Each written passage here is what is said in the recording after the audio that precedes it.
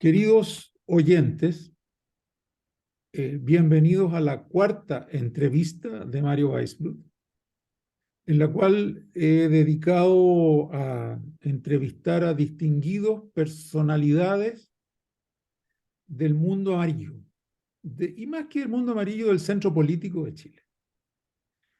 En esta ocasión, continuando con lo que fue Žarko Lukšić primero y Jaime Mañalich y Felipe Arboe, tenemos en pantalla a Sergio Mico.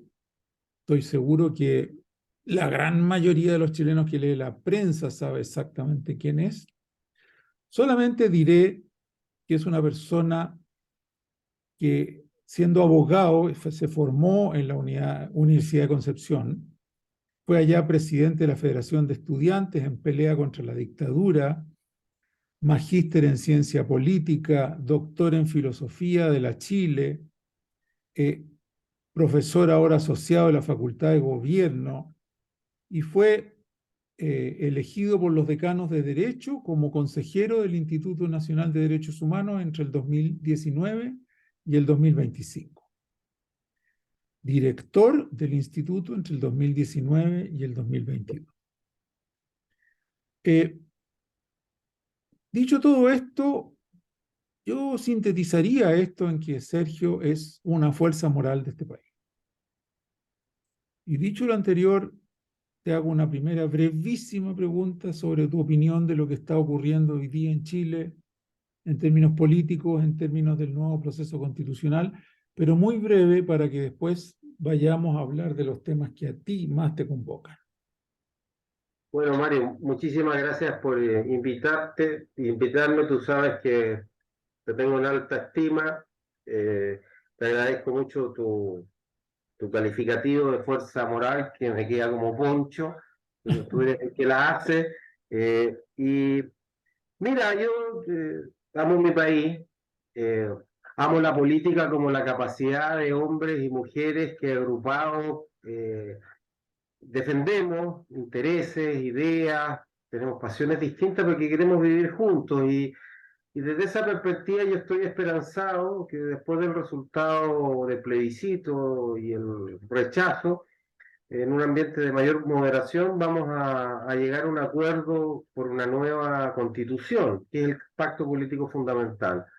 Yo en eso creo, eso es lo que anhelo. Ahora, sí me preocupa que veo que la polarización que uno ve en la opinión pública nos está llevando a polarizar los planteamientos dentro del Consejo Constitucional y eso sería un desastre para el país. Yo espero que con las elecciones de los consejeros y consejeras impere la cordura, lo que tú has llamado el centro, que yo llamaría que los chilenos y chilenos elijan gente con vocación de diálogo y de acuerdo.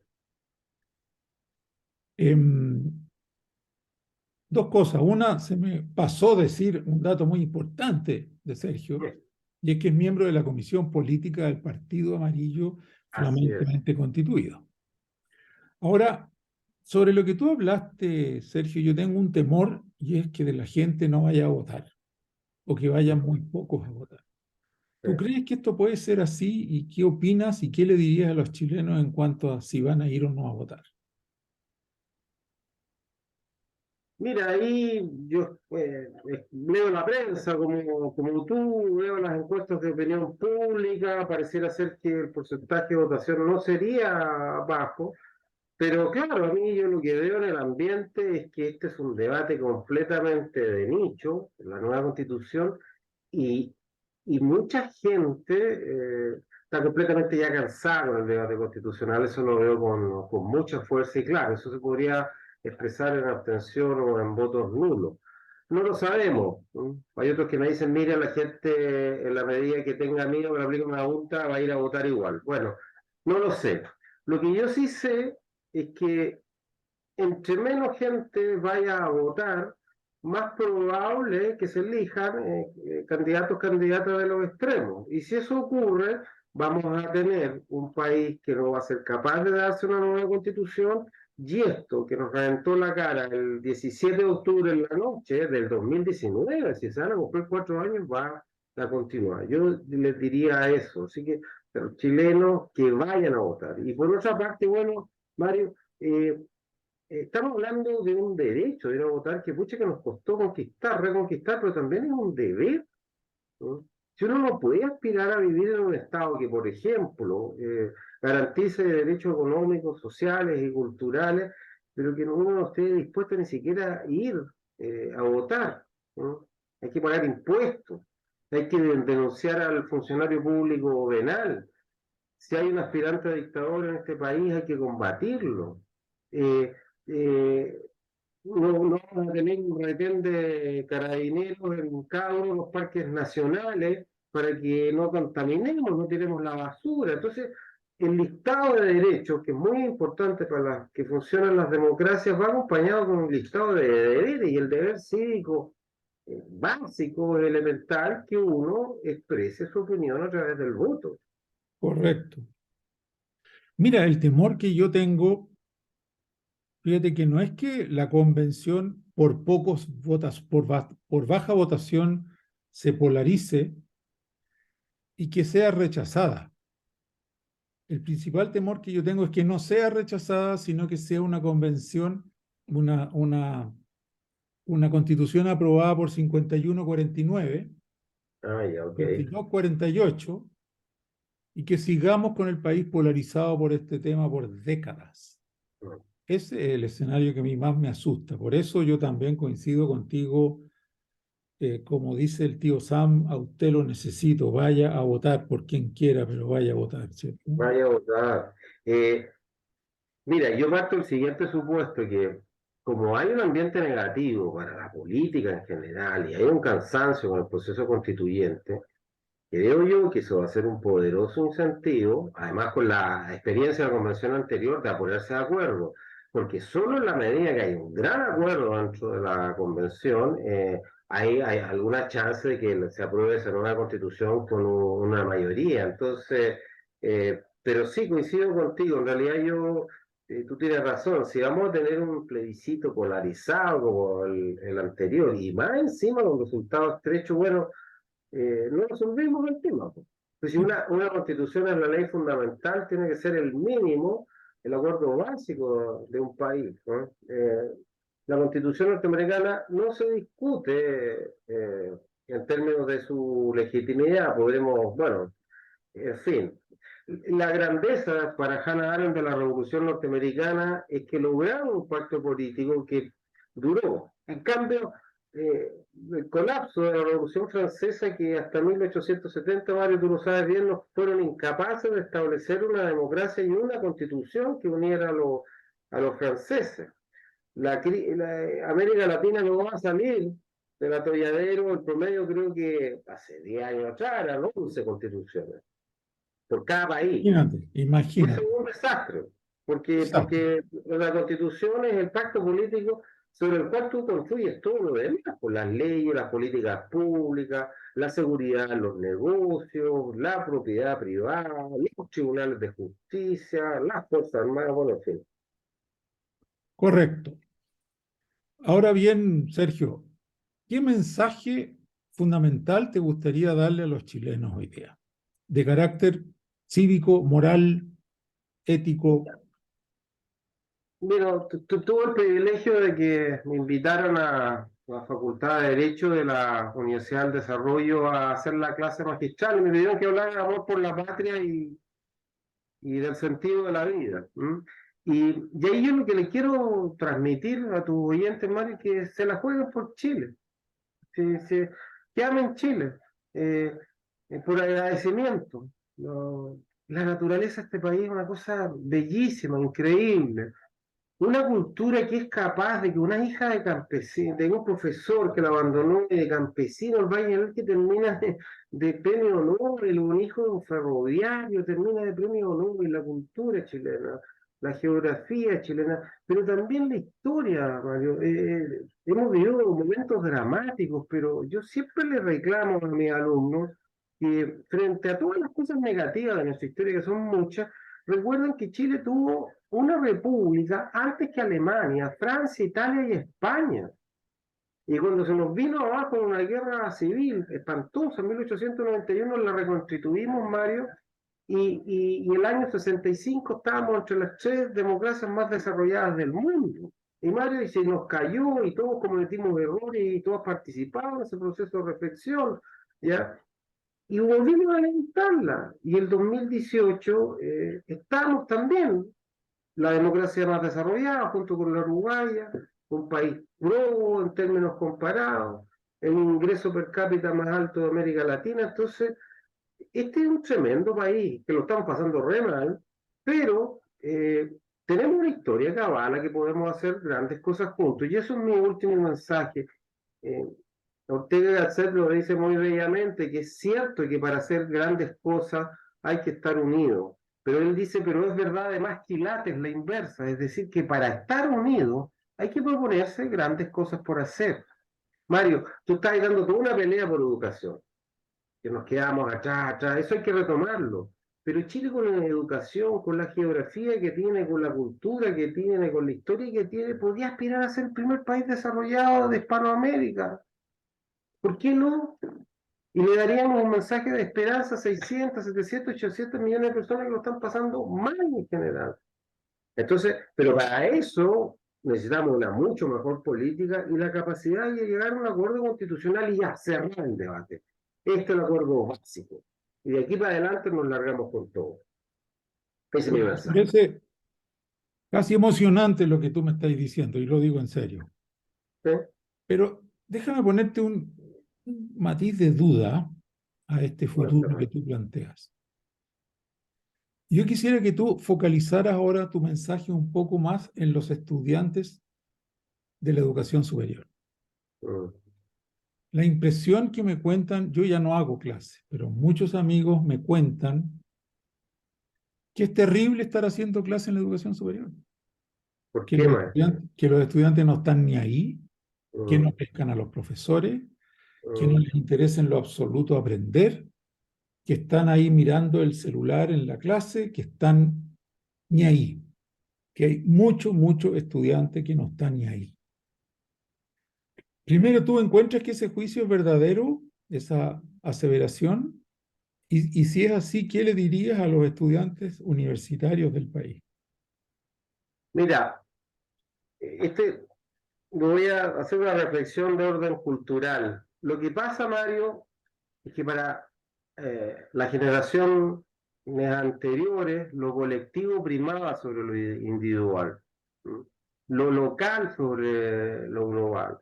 Para nosotros, algunos estaban dispuestos a morir por Dios, otros por la patria, otros por la religión. Entonces éramos las generaciones anteriores a las actuales, estábamos completamente volcados hacia afuera, hacia, hacia lo trascendente en el sentido no religioso y no religioso. Es decir, Mario, el creer que en tus nietos hay algo que es externo a ti y que es superior a ti, y que tú estás dispuesto a morir por ello.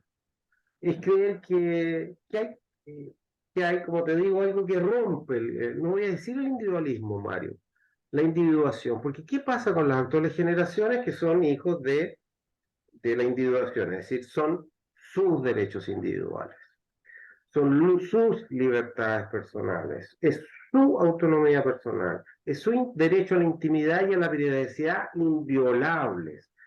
Es su derecho a ser, como dijo Mao Nervo, arquitectos de su propio destino.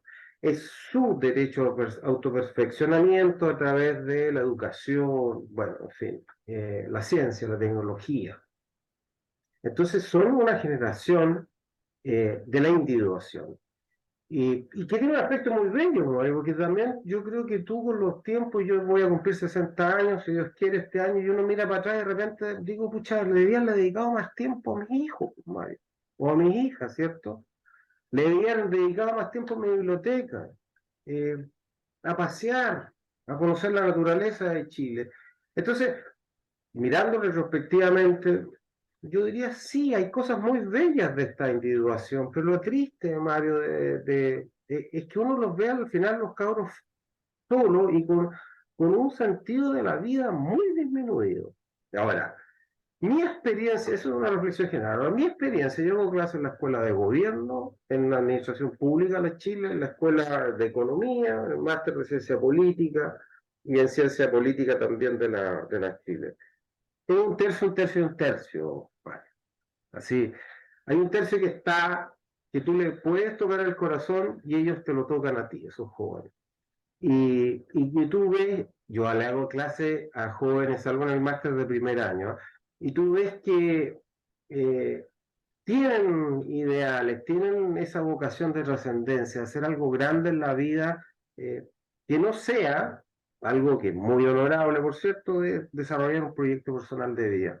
Hay otro tercio de mis alumnos que yo los veo que van a clase, que toman apuntes y quieren aprobar, y que están en una racionalidad un poco instrumental. Y hay otro tercio que es el que tú me describes. La verdad, las cosas que, en mi caso, ahora me puedo estar engañando, ¿ah? Pero yo lo que veo es estos tres tercios. Y mira, hoy día lo hablamos. Yo les decía, mira, acá los cursos que yo hago tienen tres objetivos. Hay dos que puedo evaluar y uno que no voy a evaluar nunca. Uno, conocimiento. Yo hago clase de historia de las instituciones políticas chilenas, introducción al pensamiento en economía. Bueno, que amen el pensamiento, que amen la filosofía y que conozcan la historia de Chile. Ya. A eso les voy a poner la nota el 16 de mayo en la prueba. ¿Ya? Pero hay otro tercio de la nota que es la facultad de comunicarse, persuadirse, convencerse. Esa es la habilidad por excelencia que debemos fomentar, porque el político y la política somos los hombres y las mujeres de las palabras. Bueno, pero entonces el segundo objetivo del discurso es que aprendan a comunicarse, a expresarse, a debatir, a convencerse mutuamente. Y lo tercero es que sean líderes del mismo país. ¿Qué? Y Perdón, no te escuché eso. ¿Puedes repetirlo? ¿Qué? que sean líderes, vocaciones públicas. Y yo creo que un tercio van a estar en eso. Esa es mi esperanza. Y ahí yo les digo, ustedes entre los 17 y los 30 años, dice Ortega y Gasset, tome las grandes decisiones de su vida, pareja, familia, quieren formarla o no, trabajo, su visión política, ideológica y su espiritualidad. Cuatro grandes áreas, defínanlo. Pero después de eso, bueno, llevan a la práctica sus decisiones. Y dentro de esas cuatro decisiones, como profesor yo aspiro que se las jueguen por un mundo mejor. Y eso, y cada generación, Mario, claro, varían los porcentajes. Los años 60, tú lo sabes bien, la individuación era mal vista en Estados Unidos. Así, pero después en los años 80 era todo lo contrario, ¿no? A Martin Luther King había que esconderlo y bueno, y cambian los tiempos, cambian estos porcentajes de compromiso con lo público, con lo privado, ¿ya? Pero nosotros tenemos que apostar por la esperanza y los profesores no tenemos derecho a bajar la guardia, los profesores que tenemos vocaciones públicas. Perfecto, Sergio. ¿Tienes algún mensaje final que darle a los amarillos de Chile?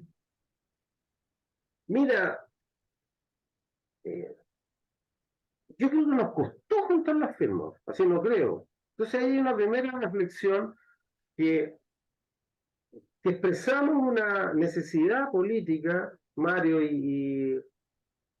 yo cuando veía tus videos, ¿no? El jardinero con la podadora y todo, quizás exageraste un poco con la podadora, ¿ya? Pero yo creo que así el rol que jugó Amarillo fue central, ¿ya? Y supimos canalizar una demanda del mundo de la centro derecha, centro izquierda, izquierda socialdemócrata también. Pero cuando esos 75.000 personas tenían que entrar a militar, se transformaron en 5.000 y tantas en 4 regiones. No por culpa de Amarillo, pero sí porque nos enfrentamos al descrédito de los partidos políticos. Y ahí el mensaje para Amarillo, creo, así no creo, sino que afirmo, es que tenemos que enfrentar eso y asumirlo. Y ahí, a mí el dolor que me causa esto, oye, Mario, lo de los independientes fue un desastre en la convención. Porque la alternativa, no, no queremos militante partido político independiente, ¿qué independiente? Eso fracasó. Segundo, no, los partidos políticos están todo el día preocupados del Estado, de los cargos. Bueno, viva los movimientos sociales, un desastre. Empezaron cada movimiento social, bueno, los independientes pues, no eran independientes. ¿Qué pasó con los movimientos sociales? cada uno negociando su tema y construyeron un monstruo de puros pactos corporativos muy ideológicos, ya. ¿Cuál es la gracia de los partidos políticos con respecto a este punto? Y si un partido político quiere en democracia gobernar, tiene que tener el 50% más uno de los votos, juntos, solo o con otros. ¿Ya? Y por lo tanto, tiene que desarrollar una visión de país que represente a la mayoría. Tema que no le preocupa a los movimientos sociales y tampoco menos a los independientes. Segundo, pucha que es importante que haya un partido que logre convocar a todos aquellos que a través de la democracia que queremos hacer la reforma social. ¿Por qué? Porque Mario, lo hablamos hoy día con mis alumnos, una reforma educacional es por lo menos, no sé, pues Mario, tú sabes más que yo, es 15 años, una generación son 15 años. Es decir, si hoy día hacemos la gran reforma, los frutos son en 15 años más, entonces no podemos estar cambiando gobierno a gobierno. ¿Y quiénes les dan la continuidad a los gobiernos? A las leyes, a las constituciones, los partidos políticos.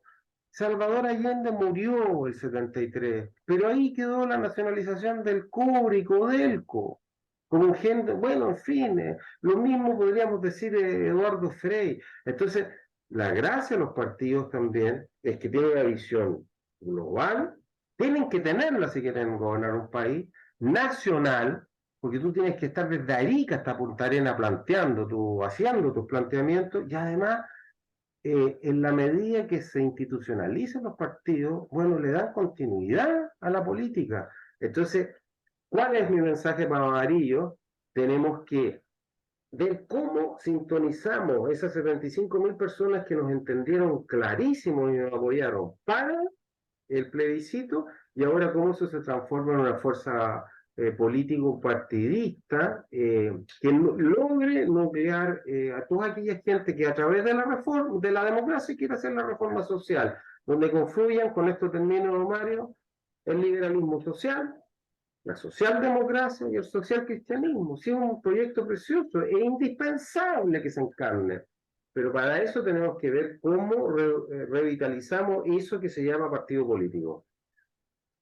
Gracias, Sergio. Mira, precisamente el propósito y el origen de estas entrevistas como la tuya es que tú en este video nos has dado una visión política muy certera y moral del enfoque de lo que debe ser Chile y sus estudiantes. Žarko Luksic nos dio una charla magnífica de lo que debe ser la descentralización en la Constitución. Jaime Mañalich hizo unos planteamientos, pero realmente de punta de cómo reestructurar el sistema público de salud en Chile.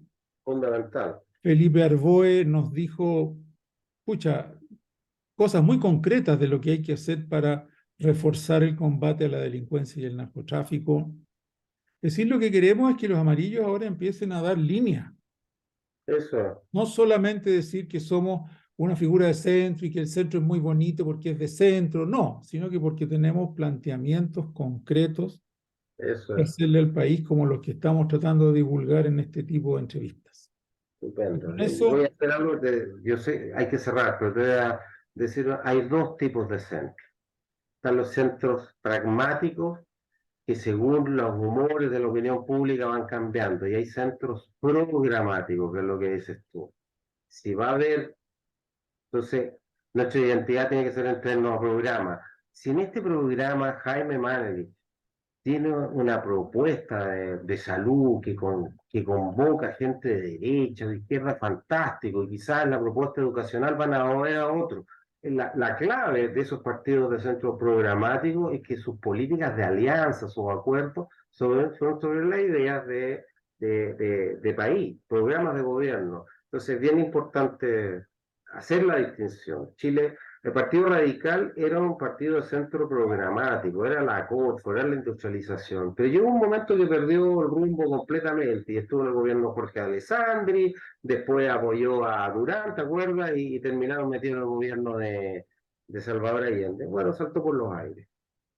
tú has Entonces, dado una definición muy certera. Los mm, amarillos como partido de centro programático. eso es. Yo creo Bueno, que esa es una definición muy clara. y eso. Y Con tú, eso, la educación. así es. Ya, pues, Un muchísimas gusto, gracias. un gusto entrevistarte. Chao, un Chao, abrazo. adiós.